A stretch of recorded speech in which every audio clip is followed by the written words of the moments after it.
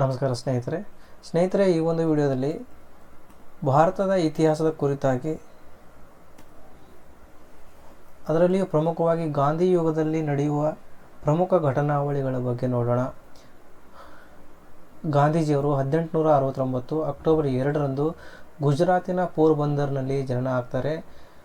ತಂದೆ ಕರಮ್ಚಂದ್ ಗಾಂಧಿ, ತಾಯಿ ಪುತಳಿಬಾಯಿ, ಹೆಂಡತಿ ಕಸ್ತೂರ್ಬಾ ಗಾಂಧಿ. ಇವರಿಗೆ ಮಹಾತ್ಮ ಎನ್ನುವ ಬಿರುದನ್ನು ನೀಡಿದವರು ರವೀಂದ್ರನಾಥ್ ಟ್ಯಾಗೋರ್ ಅವರು. ಇವರಿಗೆ ಕೈಸರ್ ಎ ಹಿಂದ್ ಎಂಬ ಪದವಿ ಇಂಗ್ಲೆಂಡಿನ ರಾಣಿಯವರು ನೀಡಿರುತ್ತಾರೆ.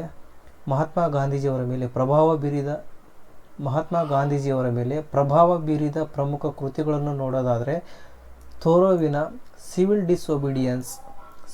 ಡಿಸೊಬಿಡಿಯನ್ಸ್, ಲಿಯೋ ಟಾಲ್ಸ್ಟಾಯ್ ಅವರ kingdom of God is within you, John Ruskin's ಅವರ ಅನ್ ಟು ದಿ ಲಾಸ್ಟ್.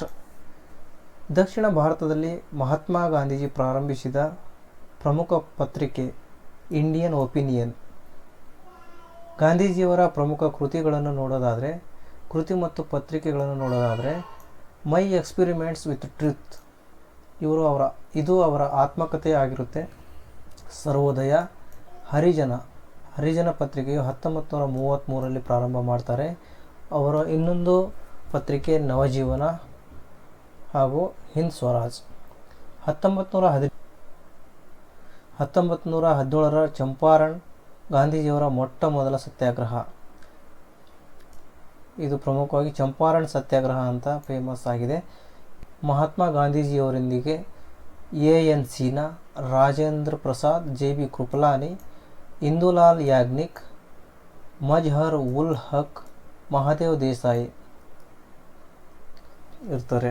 ಚಂಪಾರಣ್ ಸತ್ಯಾಗ್ರಹ ಪ್ರಮುಖವಾಗಿ ಬ್ರಿಟಿಷರು 20ನೇ ಒಂದು ಭಾಗದಲ್ಲಿ ನೀಲಿ ಬೆಳೆಯನ್ನು ಬೆಳೆಯಲು ಭಾರತೀಯ ರೈತರನ್ನು ಒತ್ತಾಯಿಸುತ್ತಿದ್ದರು ಮತ್ತು ಅದನ್ನು ನಿಗದಿಪಡಿಸಿದ ಬೆಲೆಗೆ ಮಾರಾಟ ಮಾಡಬೇಕಿತ್ತು.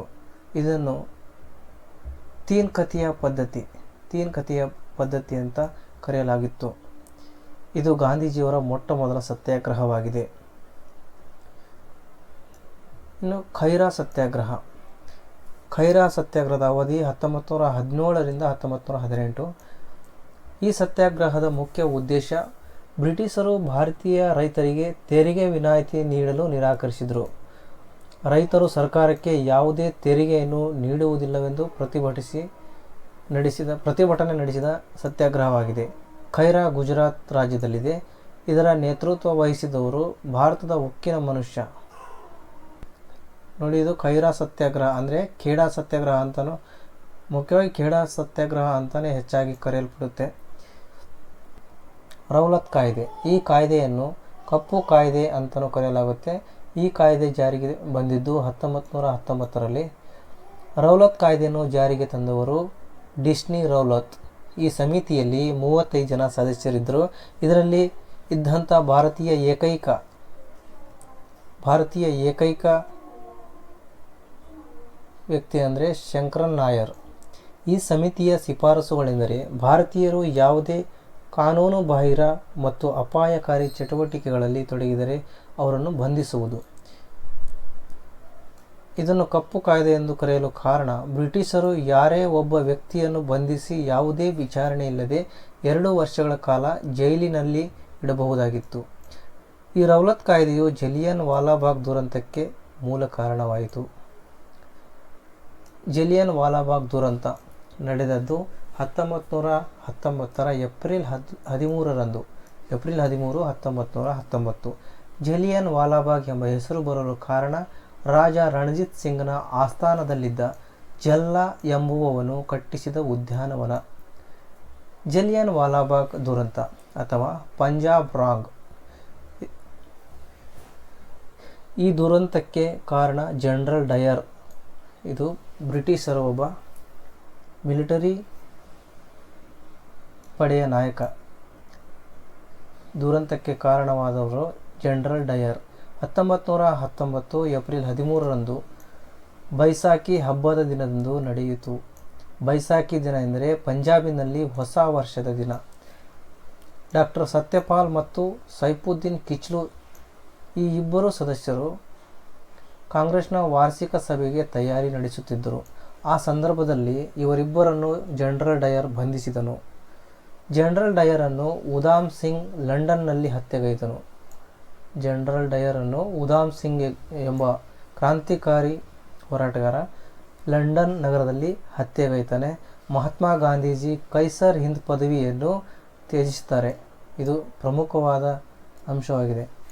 ಕೈಸರ್ ಇ ಹಿಂದ್ ಯಾವ ಘಟನೆಯ ನಂತರ ಮಹಾತ್ಮ ಗಾಂಧೀಜಿಯವರು ಈ ಪ್ರಶಸ್ತಿಯನ್ನು ತ್ಯಜಿಸಿದರು ಅಂತ ಕೇಳಲಾಗುತ್ತೆ.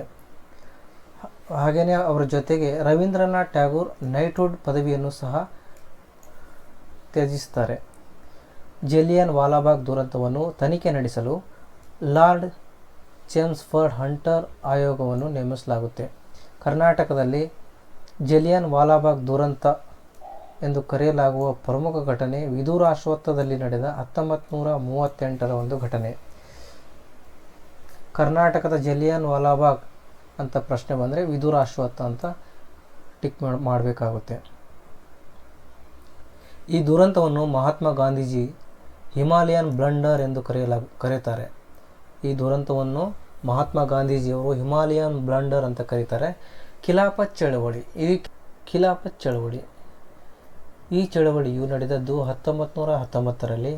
ಪ್ರಥಮ ಜಾಗತಿಕ ಯುದ್ಧದ ನಂತರ ವಿಶ್ವದ ಮುಸ್ಲಿಮರ ಧಾರ್ಮಿಕ ಗುರುವಾಗಿ ಟರ್ಕಿಯು ಸುಲ್ತಾನ ಅಧಿಕಾರವನ್ನು ಮೊಟಕುಗೊಳಿಸಲಾಗುತ್ತೆ.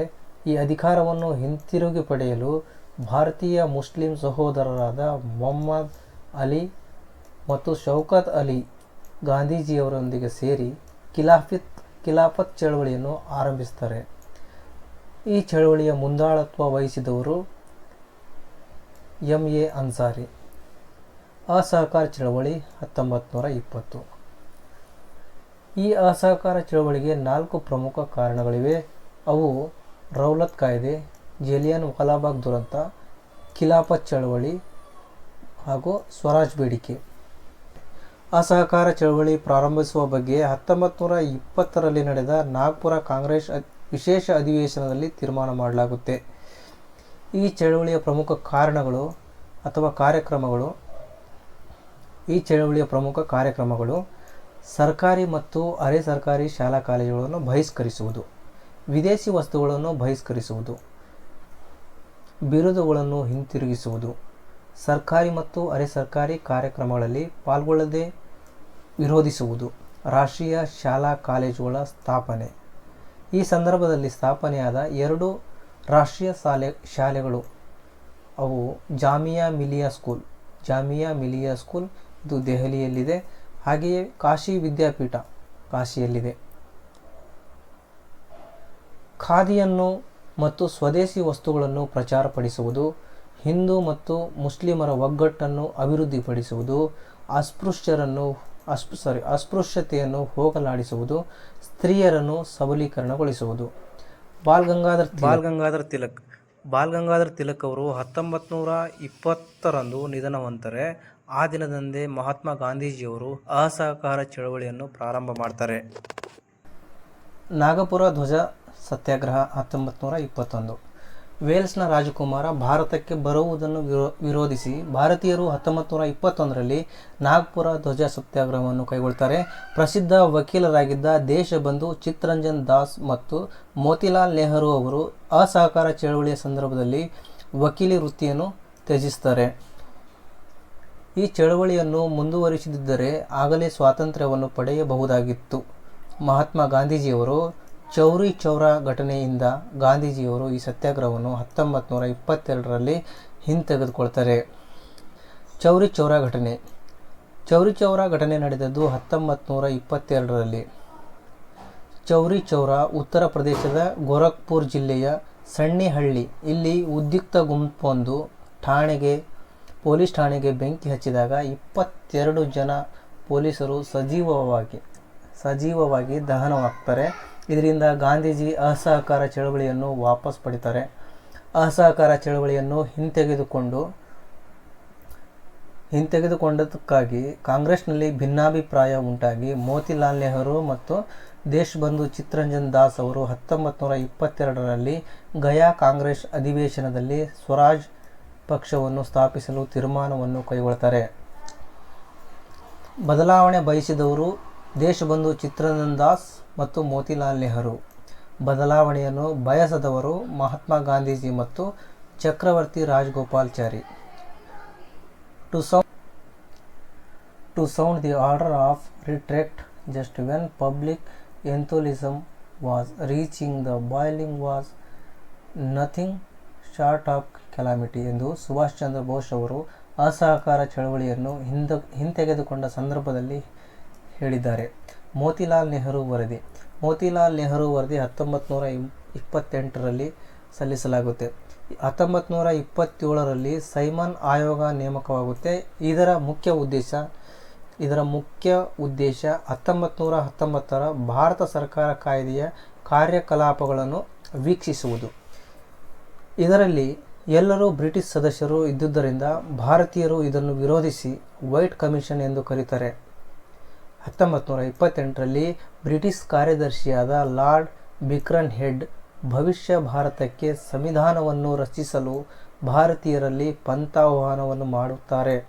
ಇದನ್ನು ಒಪ್ಪಿಕೊಂಡ ಭಾರತೀಯರು ಮೋತಿಲಾಲ್ ನೆಹರು ನೇತೃತ್ವದಲ್ಲಿ 1928ರಲ್ಲಿ ನೆಹರು ವರದಿಯನ್ನು ತಯಾರಿಸುತ್ತಾರೆ. ಈ ವರದಿಯ ಪ್ರಮುಖ ಶಿಫಾರಸುಗಳೆಂದರೆ ಯಾವುದೇ ಧರ್ಮಗಳ ವಿಚಾರದಲ್ಲಿ ಬ್ರಿಟಿಷರು ಹಸ್ತಕ್ಷೇಪ ಮಾಡಬಾರದು. ಪಂಜಾಬ್ ಮತ್ತು ಬಂಗಾಳದಲ್ಲಿ ಮುಸ್ಲಿಮರಿಗೆ ಯಾವುದೇ ಮೀಸಲಾತಿ ನೀಡಲಾಗುವುದಿಲ್ಲ. ಜನಸಂಖ್ಯೆ ಅನುಗುಣವಾಗಿ ಮೀಸಲಾತಿಯನ್ನು ನೀಡುವುದು. ಈ ಮೀಸಲಾತಿಯು 10 ವರ್ಷಕ್ಕೆ ನಿಗದಿಯಾಗುವುದು. ವಯಸ್ಕ ಮತದಾನಕ್ಕೆ ಅನುಮತಿ. ನೆಹರು ವರದಿಯನ್ನು ಸರ್ವ ಪಕ್ಷಗಳ ಸಭೆಯಲ್ಲಿ ಕಲ್ಕತ್ತಾದಲ್ಲಿ ಮುಂದಿಟ್ಟಾಗ ಜೈಕರ್ ಮತ್ತು ಜಿನ್ನಾರ ನಡುವೆ ಹಿಂಸಾತ್ಮಕ ಘಟನೆಗಳು ನಡೆಯುತ್ತವೆ. ನೆಹರು ವರದಿಗೆ ವಿರೋಧವಾಗಿ ಜಿನ್ನಾ ತನ್ನ 14 ಅಂಶಗಳನ್ನು ಘೋಷಣೆ ಮಾಡ್ತಾರೆ. ಜಿನ್ನಾನ 14 ಅಂಶಗಳು: ಭವಿಷ್ಯ ಭಾರತದ ಸಂವಿಧಾನವು ಒಕ್ಕೂಟ ಸರ್ಕಾರವನ್ನು ಹೊಂದಿರಬೇಕು. ಅದು ಕೇಂದ್ರ ಮತ್ತು ರಾಜ್ಯ ಸರ್ಕಾರಗಳ ನಡುವೆ ಅಧಿಕಾರ ಹಂಚಿಕೆಯಾಗಬೇಕು. ಪ್ರತಿಯೊಂದು ಪ್ರಾಂತ್ಯದಲ್ಲೂ ಅಲ್ಪಸಂಖ್ಯಾತರು ಚುನಾವಣೆಗಳಲ್ಲಿ ಪ್ರತಿನಿಧಿಸಬೇಕು. ಎಲ್ಲ ಪ್ರಾಂತ್ಯಕ್ಕೂ ಏಕರೂಪದ ಸ್ವಾಯತ್ತತೆ ನೀಡಬೇಕು. ಕೇಂದ್ರ ಶಾಸಕಾಂಗದಲ್ಲಿ ಮುಸ್ಲಿಂ ಪ್ರತಿನಿಧಿಸುವಿಕೆ ಪ್ರಮಾಣ 1/3ಕ್ಕಿಂತ ಕಡಿಮೆ ಇರಬಾರದೆಂಬುದು. ಪ್ರತಿಯೊಂದು ಪ್ರಾಂತ್ಯಕ್ಕೂ ಮತೀಯವಾಗಿ ಅಂದರೆ ಜಾತಿಗಳಿಗನುಗುಣವಾಗಿ ಮತಗಟ್ಟೆಗಳನ್ನು ಸ್ಥಾಪಿಸಬೇಕು. ಎಲ್ಲ ಸಮುದಾಯದವರಿಗೂ ಪೂರ್ಣ ಧಾರ್ಮಿಕ ಸ್ವಾತಂತ್ರ್ಯವನ್ನು ನೀಡಬೇಕು. ಯಾವುದೇ ಮಸೂದೆಯನ್ನು ಮಂಡಿಸುವಾಗ 3/2 ಮುಸ್ಲಿಂ ಬಹುಮತ ಇರಬೇಕು. ಬಾಂಬೆ ಪ್ರಾಂತ್ಯದಿಂದ ಸಿಂಧ್ ಪ್ರಾಂತ್ಯವನ್ನು ಬೇರ್ಪಡಿಸಬೇಕು. ಪ್ರತಿಯೊಂದು ಸೇವೆಗಳಲ್ಲೂ ಮುಸ್ಲಿಮರಿಗೆ ಬೇಕಾದ ಪ್ರಾತಿನಿಧ್ಯ ಕೊಡಬೇಕು. ಬಲೂಚಿಸ್ತಾನದ ಅಭಿವೃದ್ಧಿಗಾಗಿ ಸುಧಾರಣೆಗಳನ್ನು ತರಬೇಕು. ವಾಯವ್ಯ ಗಡಿ ಪ್ರಾಂತ್ಯದಲ್ಲಿ ಮುಸ್ಲಿಮರಿಗೆ ಅಗತ್ಯವಾದ ಮೀಸಲಾತಿ ನೀಡಬೇಕು. ಮುಸ್ಲಿಮರಿಗೆ ಅಗತ್ಯ ಪ್ರಾತಿನಿಧ್ಯ ನೀಡದೆ ಯಾವುದೇ ಸರ್ಕಾರ ರಚನೆ ಮಾಡುವಂತಿಲ್ಲ. ಮುಸ್ಲಿಂ ಲೀಗ್ನ ಅನುಮತಿ ಇಲ್ಲದೆ ಸಂವಿಧಾನದಲ್ಲಿ ಯಾವುದೇ ಬದಲಾವಣೆಯನ್ನು ಮಾಡುವಂತಿಲ್ಲ. ಮುಸ್ಲಿಮರ ಸಂಸ್ಕೃತಿಯ ಸಂರಕ್ಷಣೆ. ಪೂರ್ಣ ಸ್ವರಾಜ್ ಘೋಷಣೆ 1929. 1929ರಲ್ಲಿ ಲಾಹೋರ್ನ ಕಾಂಗ್ರೆಸ್ ಅಧಿವೇಶನದಲ್ಲಿ ನಡೆಯಿತು. ಇದರ ಅಧ್ಯಕ್ಷತೆಯನ್ನು ವಹಿಸಿದವರು ಜವಾಹರ್ಲಾಲ್ ನೆಹರು. ಈ ಪ್ರಶ್ನೆ ಬಹಳಷ್ಟು ಪರೀಕ್ಷೆಗಳಲ್ಲಿ ಕೇಳಲಾಗಿದೆ. 1929ರಲ್ಲಿ ಲಾಹೋರ್ ಕಾಂಗ್ರೆಸ್ ಅಧಿವೇಶನದ ಅಧ್ಯಕ್ಷತೆಯನ್ನು ವಹಿಸಿದವರು ಯಾರು ಅಂತ ಕೇಳಲಾಗಿರುತ್ತೆ. ಜವಾಹರ್ಲಾಲ್ ನೆಹರು. ಸುಭಾಷ್ ಚಂದ್ರ ಬೋಸ್ರು ಪೂರ್ಣ ಸ್ವರಾಜ್ ಘೋಷಣೆಯನ್ನು ಮೊಟ್ಟಮೊದಲ ಬಾರಿಗೆ ನೀಡಿದರು. ಈ ಅಧಿವೇಶನದ ಪ್ರಕಾರ 26 ಜನವರಿ 1930 ಸ್ವಾತಂತ್ರ್ಯ ದಿನವನ್ನು ಆಚರಿಸಲಾಗುತ್ತೆ. ರಾವಿ ನದಿ ದಂಡೆಯ ಮೇಲಿಂದ ಕಾಂಗ್ರೆಸ್ ತ್ರಿವರ್ಣ ಧ್ವಜವನ್ನು ಹಾರಿಸಲಾಗುತ್ತೆ. ಕಾನೂನು ಭಂಗ ಚಳವಳಿ 1930. ಮಹಾತ್ಮ ಗಾಂಧೀಜಿಯವರು ಕಾನೂನು ಭಂಗ ಚಳವಳಿಯನ್ನು ದಂಡಿ ಸತ್ಯಾಗ್ರಹದೊಂದಿಗೆ ಪ್ರಾರಂಭಿಸುತ್ತಾರೆ. ಮಹಾತ್ಮ ಗಾಂಧೀಜಿಯವರು ಕಾನೂನು ಭಂಗ ಚಳವಳಿಯನ್ನು ದಂಡಿ ಸತ್ಯಾಗ್ರಹದೊಂದಿಗೆ ಪ್ರಾರಂಭ ಮಾಡ್ತಾರೆ. ಸಾಬರಮತಿ ಆಶ್ರಮದಿಂದ ದಂಡಿಯವರೆಗೆ ಕಾಲ್ನಡಿಗೆಯಲ್ಲಿ ತನ್ನ 78 ಜನ ಅನುಯಾಯಿಗಳೊಂದಿಗೆ ಮಾರ್ಚ್ 12ರಂದು ಉಪ್ಪಿನ ಸತ್ಯಾಗ್ರಹವನ್ನು ಪ್ರಾರಂಭ ಮಾಡ್ತಾರೆ. ಏಪ್ರಿಲ್ 5 ದಂಡಿ ಸಮುದ್ರ ತೀರವನ್ನು ತಲುಪುವರು. ಇದಕ್ಕೆ ಮುಖ್ಯ ಕಾರಣ ಉಪ್ಪಿನ ಮೇಲಿದ್ದ ತೆರಿಗೆಯನ್ನು ರದ್ದು ಮಾಡುವುದು. ಮಹಾತ್ಮ ಗಾಂಧೀಜಿ ಸಮುದ್ರ ತೀರದಲ್ಲಿ ಉಪ್ಪನ್ನು ತಯಾರಿಸ್ತಾರೆ. ಮಹಾತ್ಮ ಗಾಂಧೀಜಿಯವರೊಂದಿಗೆ ಸರೋಜಿನಿ ನಾಯ್ಡು, ಅರುಣಾ ಅಸಫ್ ಅಲಿ, ನೆಹರು, ವಲ್ಲಭಭಾಯಿ ಪಟೇಲ್ ಮತ್ತು ಕರ್ನಾಟಕದಿಂದ ಮೈಲಾರ್ ಮಹದೇವಪ್ಪ ಅವರು ಭಾಗವಹಿಸುತ್ತಿರ್ತಾರೆ. ಸಬರಮತಿ ಆಶ್ರಮದಿಂದ ದಂಡಿಯವರೆಗೆ ಇರುವ ಹಾದಿಯನ್ನು ಪ್ರಧಾನಿ ಮನಮೋಹನ್ ಸಿಂಗ್ ಅವರು ಈ ಸತ್ಯಾಗ್ರಹದ 75ನೇ ವರ್ಷದ ಆಚರಣೆಯ ಸಂದರ್ಭದಲ್ಲಿ ಗ್ರೇಟ್ ಹೆರಿಟೇಜ್ ಪಾತ್ ಎಂದು ಕರೆದಿದ್ದಾರೆ. ಗಾಂಧಿಯ ಮುಖ್ಯ ಬೇಡಿಕೆಗಳು: ಭೂಕಂದಾಯದಲ್ಲಿ 50% ಕಡಿಮೆಗೊಳಿಸುವುದು, ಉಪ್ಪಿನ ತೆರಿಗೆ ರದ್ದುಗೊಳಿಸಿ ಉಪ್ಪಿನ ಉತ್ಪಾದನೆಯಲ್ಲಿ ಸರ್ಕಾರವೇ ಏಕಸ್ವಾಮ್ಯವನ್ನು ಸಾಧಿಸುವುದು, ಕರಾವಳಿ ಬಂದರುಗಳಲ್ಲಿ ಭಾರತೀಯರಿಗೆ ಮೀಸಲಾತಿ, ದೇಶೀಯ ಜವಳಿ ಕೈಗಾರಿಕೆಗಳಿಗೆ ರಕ್ಷಣೆ ಕೊಡುವುದು, ಮಿಲಿಟರಿ ಖರ್ಚನ್ನು 50% ಕಡಿಮೆಗೊಳಿಸುವುದು, ನಾಗರಿಕ ಆಡಳಿತದಲ್ಲಿ 50% ಖರ್ಚನ್ನು ಕಡಿಮೆಗೊಳಿಸುವುದು, ಅಮಲು ಪದಾರ್ಥಗಳನ್ನು ಸಂಪೂರ್ಣವಾಗಿ ರದ್ದು ಮಾಡುವುದು, ಎಲ್ಲ ರಾಜಕೀಯ ನಾಯಕರನ್ನು ಬಿಡುಗಡೆ ಮಾಡುವುದು, ಕೇಂದ್ರ ಜಾಗೃತ ದಳವನ್ನು ಅಭಿವೃದ್ಧಿಪಡಿಸುವುದು, ಸಶಸ್ತ್ರ ಕಾಯ್ದೆಯಲ್ಲಿ ಬದಲಾವಣೆ, ಅಸ್ಪೃಶ್ಯತೆಯನ್ನು ಹೋಗಲಾಡಿಸುವುದು ಮತ್ತು ಮಹಿಳಾ ಸಬಲೀಕರಣವನ್ನು ಮಾಡುವುದು. ದುಂಡು ಮೇಜಿನ ಪರಿಷತ್ತು 1930. ಸೈಮನ್ ಆಯೋಗ ವಿಫಲವಾದ ನಂತರ ಭವಿಷ್ಯದ ಭಾರತಕ್ಕೆ ಸಂವಿಧಾನವನ್ನು ರಚಿಸುವ ಬಗ್ಗೆ ಚರ್ಚಿಸಲು ಲಾರ್ಡ್ ಇರ್ವಿನ್ ದುಂಡು ಮೇಜಿನ ಪರಿಷತ್ತುಗಳನ್ನು ಲಂಡನ್ನಲ್ಲಿ ಕರೆಯುತ್ತಾರೆ. 1929 ಅಕ್ಟೋಬರ್ 31ರಂದು ಲಾರ್ಡ್ ಇರ್ವಿನ್ ದೀಪಾವಳಿ ಘೋಷಣೆಯನ್ನು ಮಾಡ್ತಾರೆ. ಇದರ ಮುಖ್ಯ ಉದ್ದೇಶ ಭಾರತೀಯರಿಗೆ ಡೊಮಿನಿಯನ್ ಸ್ಥಾನಮಾನವನ್ನು ನೀಡುವುದು. ನೋಡಿ, 1929 ಅಕ್ಟೋಬರ್ 31ರಂದು ಲಾರ್ಡ್ ಇರ್ವಿನ್ ದೀಪಾವಳಿ ಘೋಷಣೆಯನ್ನು ಮಾಡ್ತಾರೆ. ಇದರ ಮುಖ್ಯ ಉದ್ದೇಶ ಭಾರತೀಯರಿಗೆ ಡೊಮಿನಿಯನ್ ಸ್ಥಾನಮಾನವನ್ನು ನೀಡುವುದು. ಮೊದಲನೇ ದುಂಡು ಮೇಜಿನ ಪರಿಷತ್ನಲ್ಲಿ ಕಾಂಗ್ರೆಸ್ ಭಾಗವಹಿಸಲ್ಲ. ಈ ಸಮ್ಮೇಳನದಲ್ಲಿ ಪಾಲ್ಗೊಂಡಿದ್ದ ಪ್ರತಿನಿಧಿಗಳು ಮುಸ್ಲಿಂ ಲೀಗ್ ವತಿಯಿಂದ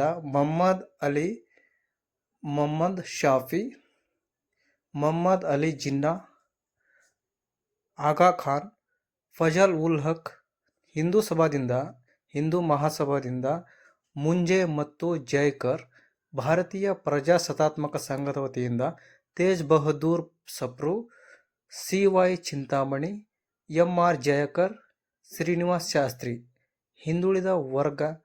ಹಿಂದುಳಿದ ವರ್ಗದ ವತಿಯಿಂದ ಬಿ.ಆರ್. ಅಂಬೇಡ್ಕರ್ ಹಾಗೂ ಪ್ರಾಂತ್ಯಗಳಿಂದ ಮಿರ್ಜಾ ಇಸ್ಮಾಯಿಲ್ ಅವರು ಈ ದುಂಡು ಮೇಜಿನ ಪರಿಷತ್ ಸಮ್ಮೇಳನಕ್ಕೆ ಭಾಗವಹಿಸಿರ್ತಾರೆ. ಪ್ರಬಲ ಕೇಂದ್ರ ಸರ್ಕಾರವಿರುವ ಮತ್ತು ದುರ್ಬಲ ರಾಜ್ಯ ಸರ್ಕಾರವಿರುವ ಒಕ್ಕೂಟ ಸರ್ಕಾರಕ್ಕೆ ಅಂಗೀಕಾರವನ್ನು ಮಂಡಿಸಲಾಗುವುದು. ಗಾಂಧಿ ಇರ್ವಿನ್ ಒಪ್ಪಂದ ಮಾರ್ಚ್ 5, 1931.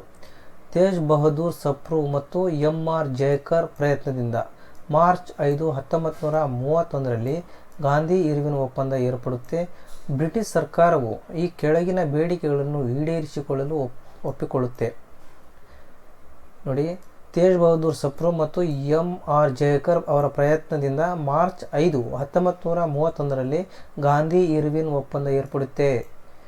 ಎಲ್ಲ ರಾಜಕೀಯ ಖೈದಿಗಳನ್ನು ಬಿಡುಗಡೆ ಮಾಡುವುದು, ಸತ್ಯಾಗ್ರಹಿಗಳಿಂದ ಮುಟ್ಟುಗೋಲು ಹಾಕಿಕೊಂಡ ಆಸ್ತಿಗಳನ್ನು ಬ್ರಿಟಿಷರು ವಾಪಸ್ ನೀಡುವುದು, ವಿದೇಶಿ ವಸ್ತುಗಳನ್ನು ಮತ್ತು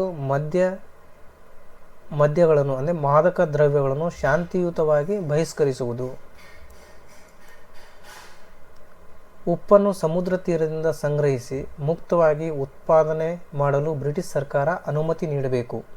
ಮಹಾತ್ಮ ಗಾಂಧೀಜಿಯು ಈ ಕೆಳಗಿನ ಹೇಳಿಕೆಗಳನ್ನು ಒಪ್ಪಿಕೊಳ್ತಾರೆ. ಮಹಾತ್ಮ ಗಾಂಧೀಜಿಯವರು ಈ ಕೆಳಗಿನ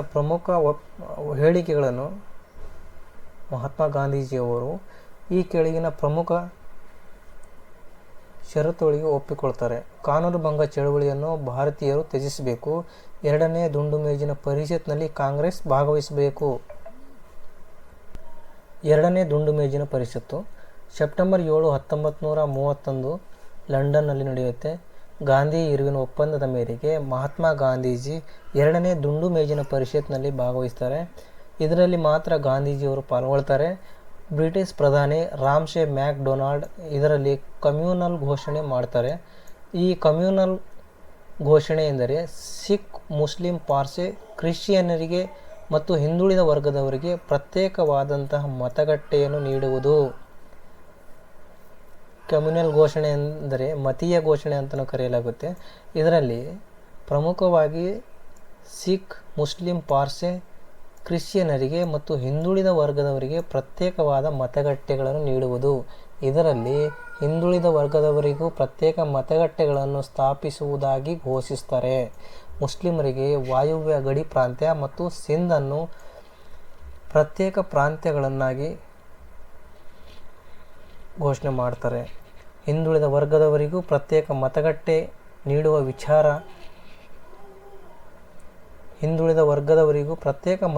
ನೀಡುವ ವಿಚಾರಕ್ಕಾಗಿ ಗಾಂಧೀಜಿ ನಿರಾಶರಾಗಿ ಭಾರತಕ್ಕೆ ಹಿಂತಿರುಗ್ತಾರೆ. ಕಾರಣ, ಹಿಂದುಳಿದವರು ಹಿಂದೂ ಧರ್ಮದ ಒಂದು ಭಾಗ ಎಂದು ಮಹಾತ್ಮ ಗಾಂಧೀಜಿ ವಾದಿಸ್ತಾರೆ. ಇದರಿಂದ ಬ್ರಿಟಿಷರು ಅವರನ್ನು ಬಂಧಿಸಿ ಪೂನಾದ ಯರವಾಡ ಜೈಲಿಗೆ ಕಳಿಸ್ತಾರೆ. ಮಹಾತ್ಮ ಗಾಂಧೀಜಿ ಪೂನಾದ ಯರವಾಡ ಜೈಲಿನಲ್ಲಿ ಅಮರಣಾಂತ ಉಪವಾಸ ಸತ್ಯಾಗ್ರಹವನ್ನು ಕೈಗೊಳ್ತಾರೆ. ಕಮ್ಯೂನಲ್ ಅವಾರ್ಡ್ ಮತೀಯ ಘೋಷಣೆ ಆಗಸ್ಟ್ 16, 1932 ಜಾರಿಗೆ ಬರುತ್ತೆ. ಅನಾರೋಗ್ಯದ ಕಾರಣ 2 ವರ್ಷದ ನಂತರ ಮಹಾತ್ಮ ಗಾಂಧೀಜಿಯವರನ್ನು ಬಿಡುಗಡೆ ಮಾಡಲಾಗುತ್ತೆ. ನಂತರ ಗಾಂಧಿ ಮತ್ತು ಅಂಬೇಡ್ಕರ್ ನಡುವೆ ಒಪ್ಪಂದವಾಗುತ್ತೆ. ಇದನ್ನು ಪೂನಾ ಒಪ್ಪಂದ ಎಂದು ಕರೆಯಲಾಗುತ್ತೆ. ಕಾಲಾನುಕ್ರಮಣಿಕೆ ಎರಡನೇ ದುಂಡು ಮೇಜಿನ ಪರಿಷತ್ತು September 1931, communal award August 16, 1932, Poona ಒಪ್ಪಂದ 1932 ಸೆಪ್ಟೆಂಬರ್, ಮೂರನೇ ದುಂಡು ಮೇಜಿನ ಪರಿಷತ್ತು ಡಿಸೆಂಬರ್ 1932.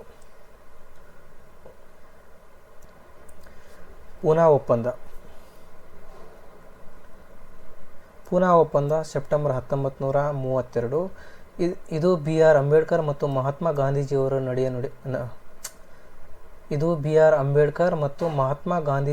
ಮಧ್ಯೆ ನಡೆಯುತ್ತೆ. ಪೂನಾ ಒಪ್ಪಂದ ಸೆಪ್ಟೆಂಬರ್ 1932. ಇದು ಬಿ.ಆರ್. ಅಂಬೇಡ್ಕರ್ ಮತ್ತು ಮಹಾತ್ಮ ಗಾಂಧೀಜಿಯವರ ಮಧ್ಯೆ ನಡೆಯುತ್ತೆ. ಇದರ ಮುಖ್ಯ ಉದ್ದೇಶಗಳು ದಲಿತರಿಗೆ ಪ್ರತ್ಯೇಕ ಮತಗಟ್ಟೆಗಳನ್ನು ಒದಗಿಸುವುದು. ಆದರೂ ಅವರು ಹಿಂದೂ ಧರ್ಮದ ಒಂದು ಭಾಗ ಎಂದು ಗಾಂಧೀಜಿ ಹೇಳ್ತಾರೆ. ಹರಿಜನರ ಉದ್ಧಾರಕ್ಕಾಗಿ ಹರಿಜನ ಸೇವಕ ಸಂಘವನ್ನು ಸ್ಥಾಪನೆ ಮಾಡ್ತಾರೆ.